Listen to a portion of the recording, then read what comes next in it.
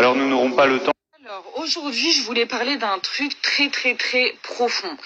On va parler des beurettes à Khel, ce terme. C'est même pas le terme en fait. Je vais parler de l'histoire de ces femmes-là en fait qu'on appelle des beurettes.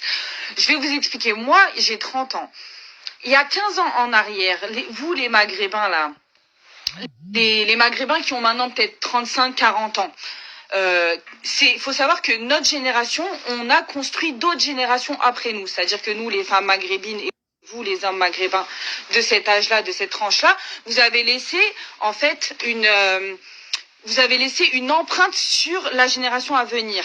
Donc maintenant, vous dites aux jeunes filles, oui, vous êtes des beurettes à Khel, vous êtes des beurettes nanana, vous voulez pas de maghrébins, vous aimez pas vos origines, vous aimez pas les hommes de vos communautés, alors que vous, il y a 15 ans en arrière, moi je me rappelle quand j'avais 15 ans, nous les petites beurettes de cité, vous vouliez pas de nous en fait, vous étiez tous en train de vous marier avec des françaises.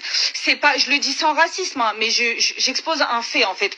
Vous étiez tous en train de sortir des françaises, vous les emmeniez tous au restaurant, vous les emmeniez tous au cinéma, et les petites beurettes de vos cités, vous les calculiez pas. Soit elles étaient trop moches pour vous, soit elles avaient de la moustache, soit elles étaient trop rebeux, soit elles étaient pas intéressantes parce qu'elles couchaient pas et qu'elles sortaient pas. Donc vous leur faisiez juste des sales réputations et vous finissez par vous marier avec des Françaises. Maintenant, quand ces jeunes filles qui sont devenues des femmes, elles n'ont pas eu d'autre choix que de se retourner vers les autres communautés qui voulaient d'elles, et ben ça a créé des conflits. Vous vous êtes réveillés, vous vous êtes dit bon, c'est là, elles ont glow up, elles ont plus la moustache, la grosse coupe de l'époque, les cagoules, les vieux pantalons, les baskets Reebok que le daron il achète une fois par an. Non, ces filles-là, elles sont devenues des vraies femmes et vous les voyez mariées avec d'autres gens que vous.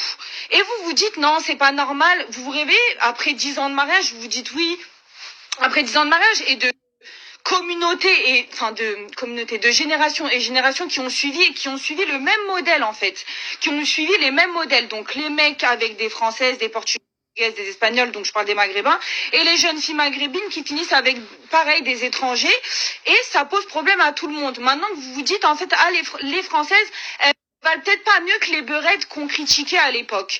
Donc maintenant, et je dis ça sans racisme, hein, je suis très contente, moi, chacun il se marie avec qui il veut. Je veux juste expliquer que laissez les gens vivre tranquilles parce que c'est vous qui avez créé ces situations. Je parle aux hommes maghrébins. C'est vous qui avez créé ces situations. Donc maintenant, laissez les femmes vivre et penser comme elles veulent, se mettre avec qui elles veulent. Vous n'avez plus rien à leur dire. Vous avez raté votre tour. Vous avez perdu votre chance. Maintenant, laissez-les.